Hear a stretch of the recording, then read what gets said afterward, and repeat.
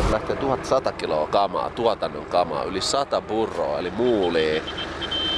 Roudaa meidän kamat, koko tämän tekniikan, aggregaatit, kaiken mahdollisen sinne basecampiin, niin on tästä yli 16 kilsaa. Siis kattokaa tätä härdelliä. Vähän niinku, että ymmärtää mittasuhteet. Sitä on ihan järjetöntä ja niin siistiä. Toivottavasti näyttää siltä, että voidaan saada jopa myrsky. Se olisi upeeta. Pääsis kokeilemaan oikein semmosen, että sivuttain tuulee ja teltat väpättää ja päällyteltat lähtee leijan lailla lentoon, niin että saatais vähän haastetta. Huikee fiilis, tsiikaka.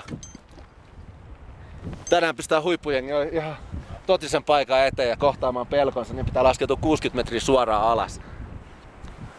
Koska se on semmonen taito, mikä asettava tuolla jäätiköllä siinä vaiheessa, kun tullaan huipulta alas. Meitsi dikkaa tästä vaiheesta, että tullaan tänne basecampiin, otetaan huoltaa. Vähän niin pistää kamat aina kuntoon ja on tehnyt jotain, vähän uurastanut tai ylittänyt itseäsi. Tässä on hyvä meininki. Jalat on hionnut, munat on hionnut ja lähdetään huljuttaa. Kohta mennään huljulle. Huljille. Nyt tää on niin rankkaa. Tää on rankin juttu, mitä mä oon elämässä teen.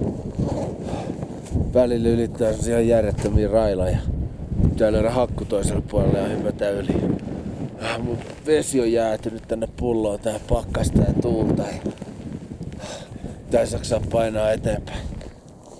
Ei tää oo niinku mitään leikkiä, on se tajunnut, että se näyttää niin helpolle leffoissa ja cliffhangereissa, mutta on toi vaan helvetin kovaa hommaa.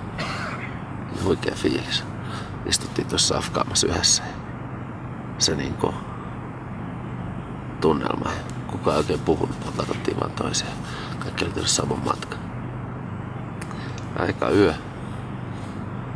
Toklarahun basecampi. Hilden kuittaa.